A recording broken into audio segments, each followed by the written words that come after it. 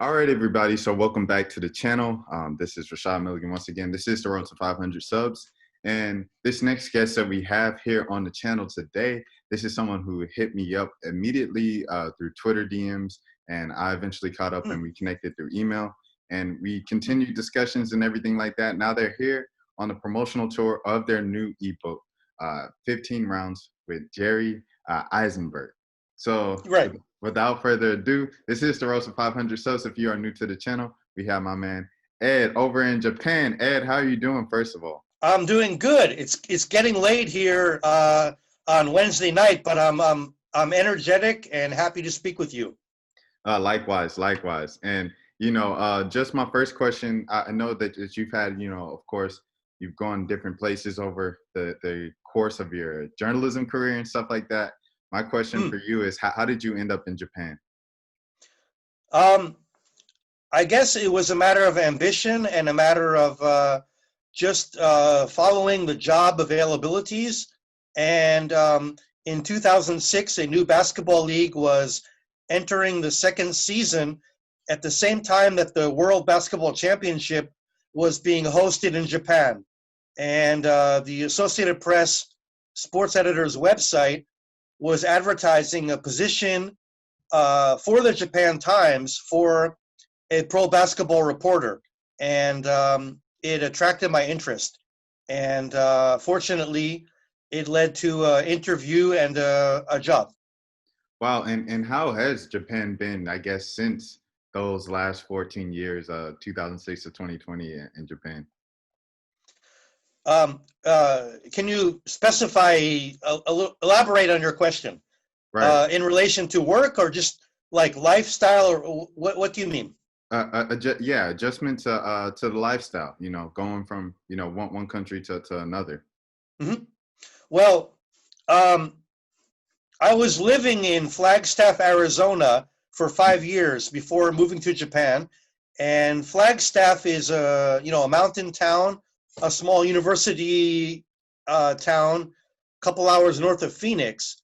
And it's a lot slower lifestyle.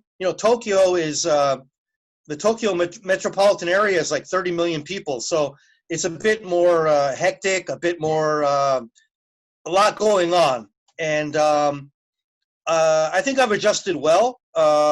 I grew up in New Jersey and was born in New York City. So I kind of know I'm kind of familiar with the busy lifestyle of a metropolitan area. And Tokyo is more like New York than like Flagstaff. I bet. And it's interesting because over the past couple of weeks, one of my newest kind of discoveries, if you will, has been, I haven't been listening to a lot of the new R&B tracks that are here, that are hot here in America. The thing that I've discovered recently is 80s Japanese funk and soul. Like, I think it's like most amazing thing and stuff. Like, I'm starting to learn the words to it. I've been going over it a couple times. I listen to it every day and stuff. So I really like Japan's culture, and I think, especially once outside opens up again and international travel is open to and from the U.S., and I'll definitely have to stop by Japan. Just how excited are you personally, before we get into this project, about the prospects of the Olympics coming back next summer to Japan? It has been kind of a month to month, week to week. Let's see what the reality is of the international, the way the world is adjusting to the pandemic. Obviously, from following the news, many people can see that Japan has had a lower number of cases, and East Asia has been, fortunately, a lower number of people contracting COVID-19. And it's a complicated problem around the world. India has had a huge problem. Philippines has had a big problem. Australia has had a big problem. But Japan and the International Olympic Committee and the Tokyo 2020 Olympic organizers have had to obviously slow down and take a look at the world and say, we have to adjust to the problem. We have to delay the Olympics until next year. And I want to see the Olympics happen. I want to be optimistic, and I believe in realism and the reality of the problem.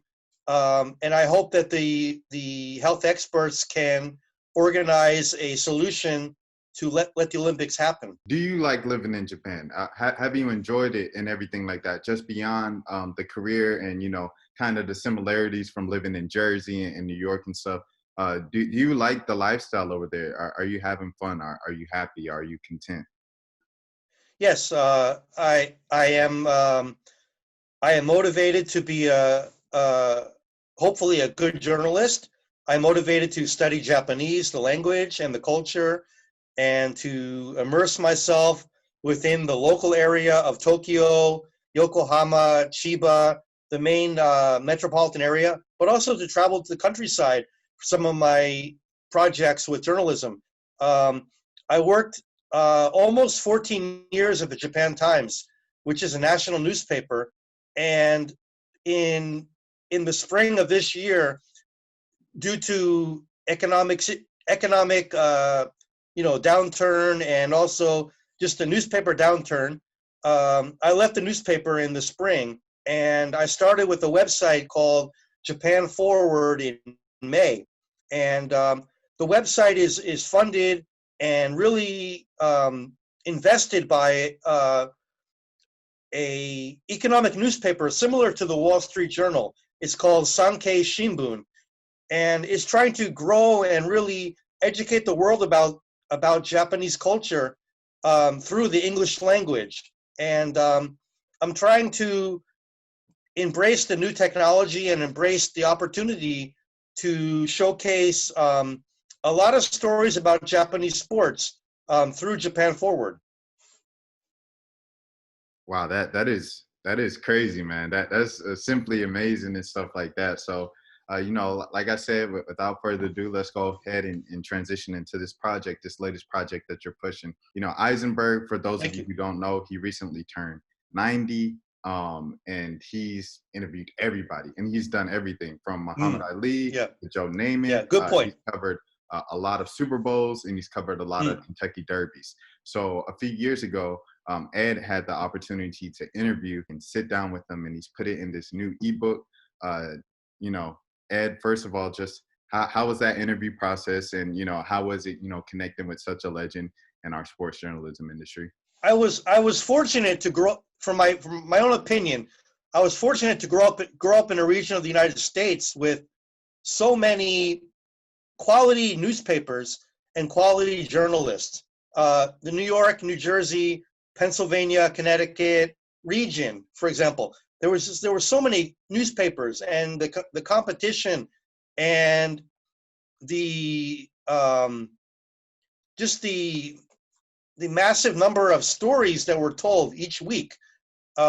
Jerry was a part of that for decades, and he was a very ambitious journalist and a very hardworking journalist. And he grew up as a son of immigrants from the Russian-Poland border.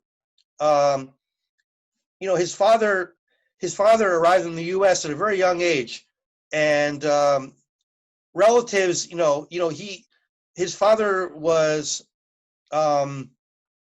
he worked in a factory where they made dye. They dye, the dyes that were used for like coats and and clothing. And he spoke about the immigrant experience and the experience of people escaping the Nazis in Europe. And this was a very big part of Jerry's life at a young age.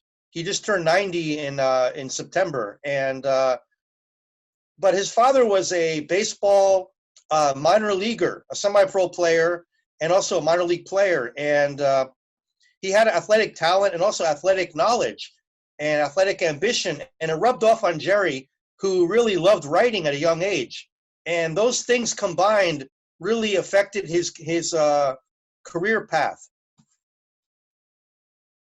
And I know, like, a lot of times, with sports journalists, it's easy since they are such supposed to be flies on the wall. They kind of personify that through so much of their careers and stuff. They don't really get the Mhm. shine or the flowers they deserve.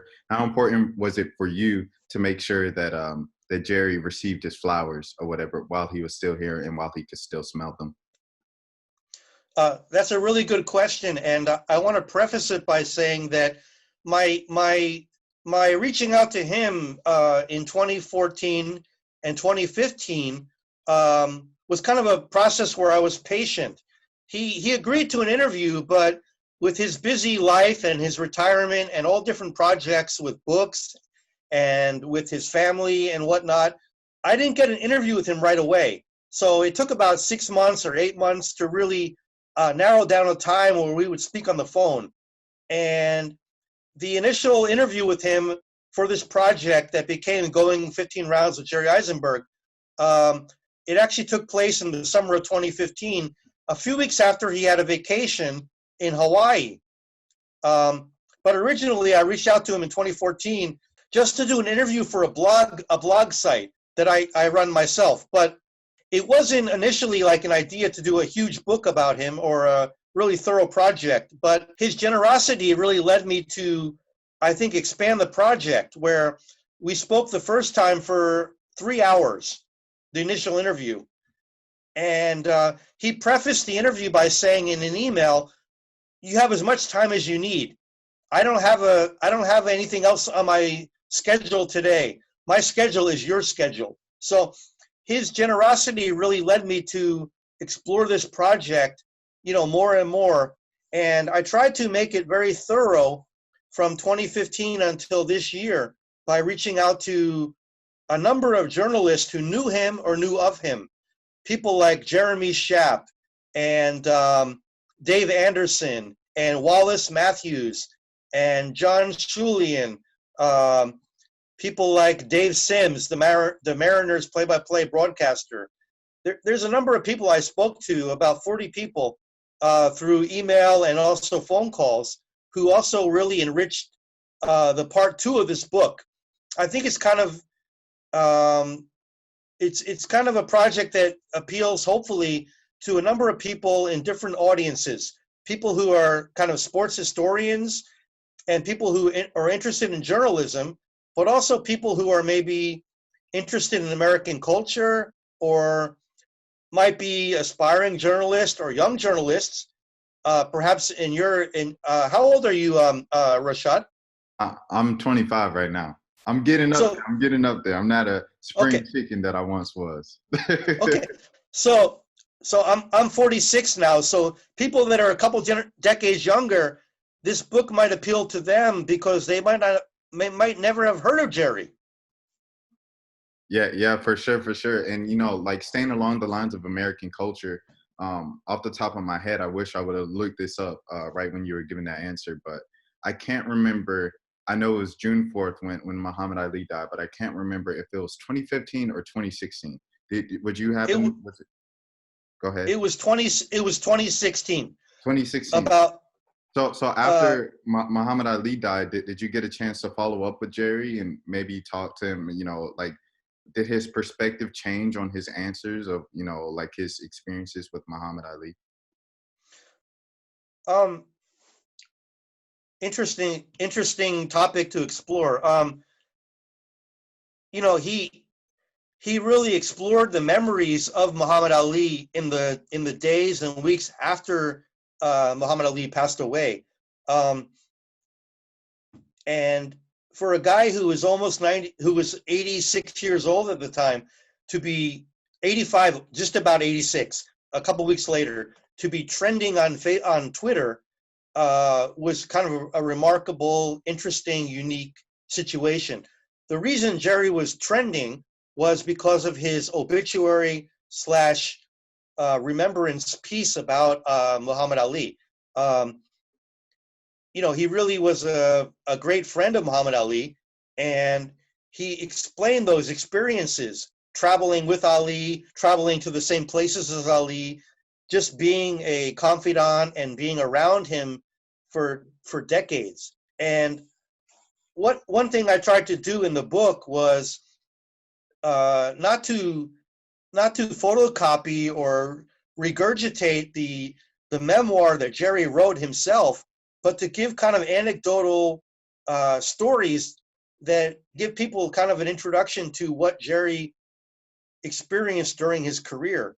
Ali, he knew Ali from the 1960 Olympics and after. So before he changed his name to Muhammad Ali, and before he became a world champion, Jerry was there. He saw Muhammad Ali. He saw Cassius Clay, I should say, in the spotlight. He saw how people reacted to him in Europe, in the Olympic Village, in New York, in his hometown of Louisville. Everywhere that Muhammad Ali went, essentially, Jerry Izenberg went.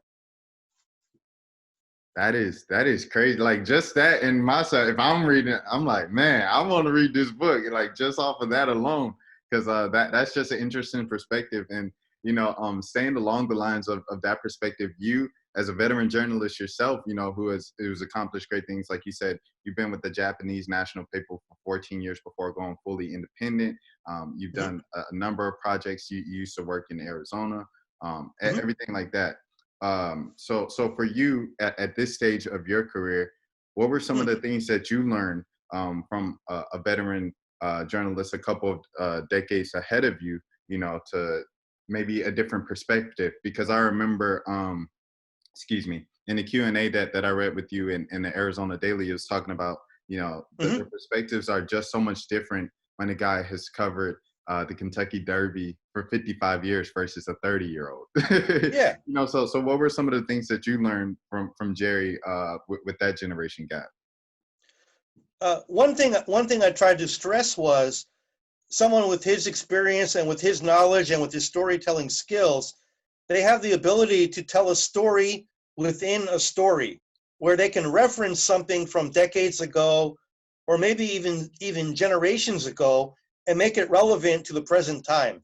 Super Bowls or Joe Namath, are there any other non-Muhammad Ali anecdotes, like a little teaser that you like to give the people here, that would like to know, like a nice little story that they might read in this book? Okay. That's a fun question. Thank you for asking, Rashad. With Jerry, I wasn't attempting to write his biography because he's written 16 books now, including like compilations and nonfiction books. I think one or two of the books were compilations and columns, but he turned 90 in September, and a couple of days later, he wrote his first fiction book at age 90. It was published. So I try to look at his career and I see parallels to my own mindset where I am motivated to be, a productive reporter, a productive columnist, somebody hungry to find the next story. And in interviewing him both by email and by phone a few times over the last 5 years, one thing that stood out was the ambition and the interest in learning about the world and learning about sports and learning and explaining what he learned in his columns and in his books. He's never satisfied with like saying, okay, I've worked for 70 years as a journalist. I don't need to retire. It's time for me to retire. He's never said that. He's always looking for the next story. Regardless of what the deadline is, he's hungry to share what he has learned. And I find that both motivating and fascinating.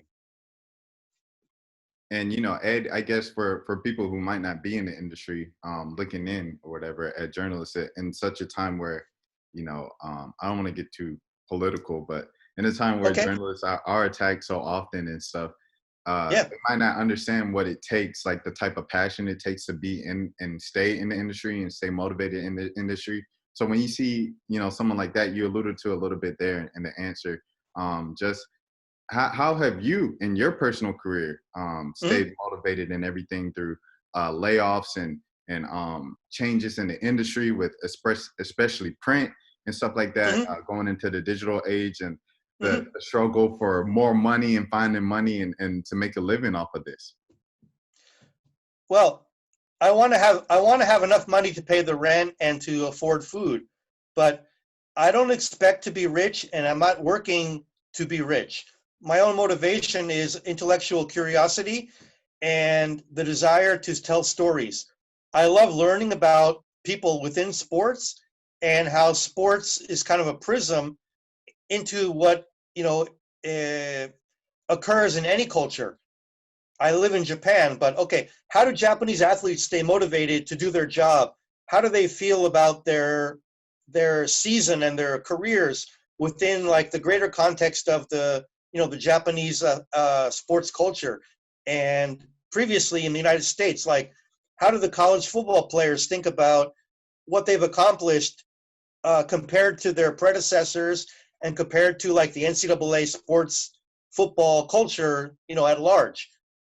Well, Ed, man, this conversation has been amazing, man. I really appreciate it, everything like that. To close out, let the people know each and every single website they can purchase and find this ebook. It's the time for the holiday. It's holiday season. It's November, you know what I'm saying? People, they're starting to give all these gifts and stuff like that. Let the people know every single website they can find this book. Okay. Um, Perhaps you can also put the link on your site in actual, just the words. But You know I got you. You know I got you, Ed. okay, okay. I've got a WordPress site that I've become. I pay an annual fee for. So edodevenreporting.com.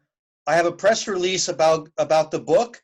Maybe you can put the press release on your website, and it's growing with a digital book. It's growing step by step where certain online sites are actually acquiring the book, where it takes like 6 weeks or 2 months, or it's not a everyday process where it's done right away. So I've got the book on Barnes and Noble, Apple Books, Google Play, and other sites. So it's kind of step by step, but I've got all the links on my website, edodevenreporting.com. And the press release explains the book project and explains some of the people within the book, what they think about Jerry, what they think about his career. I try to explain why I wrote the book and why he is an important person in sports journalism. For example, he only there were before this year there were only two journalists in total, who had covered the Super Bowl every year for a newspaper, going back to Super Bowl one. Jerry Izenberg of the Newark Star Ledger and Jerry Green of the Detroit News. Um, Jerry Green is featured in a very prominent chapter in part two of the book. And Jerry explains in part one why he decided this year at age 90, entering age 90, he was still 89, but he said, hey, I've got a bit of a problem walking long distances, and the crowds that are involved in the press scrum from the bus to the crowd to the entrance, I don't need to deal with this at age 90, entering age 90. But he actually wrote about the Super Bowl this year. He went to a casino in Las Vegas, close to where he lives, and he still reported on it. And you can look up the website, the Star Ledger, and you'll see great columns from this year. So he is capitalizing on his knowledge and his history of all of these years, going back to the 1960s. And it's all there in the columns, all the institutional knowledge. And in fact, he covered the NFL before there was the Super Bowl. He covered the NFL championship and the AFL championship for more than a decade. So essentially, 60 plus years of pro football coverage. It's remarkable. Wow. Well, Ed, like I said, we appreciate it. The big thing that to take away from here is, especially with even that anecdote about Jerry at the end, it's just passion, man. Whether you're in this industry or you're not, whatever you want to do, Mm-hmm. look to these guys doing it for decades and decades, not for the money, not for the glory, not for fame. not Mm-hmm. knowing that other people were going to write about them, books about them, or anything like that, but just for the passion. And I feel like if you Yeah. can take that and whatever you're passionate about, you can do great things. Ed, thank you so much. We must reconnect sometime later. I enjoyed this conversation. I got to get to work. Thank you for the invitation and the opportunity to speak about the book, about the ebook. I think people can learn about the passion of of journalism and also the moral compass that really shaped Jerry's career. He was influenced heavily by a rabbi who marched with Martin Luther King, who spoke with Martin Luther King, and this book is very, I think, multi-layered. It isn't just about I went to X number of Super Bowls or I saw a great, home run hit. Jerry is very thoughtful and very intellectual, and I hope that some of that, shows in the book. Thank you very much for having me. Thank you so much, Ed. All right. You guys Okay, take bye. care. Have a great day. From You too. Japan to the Americas. Hey. Okay, have a good one.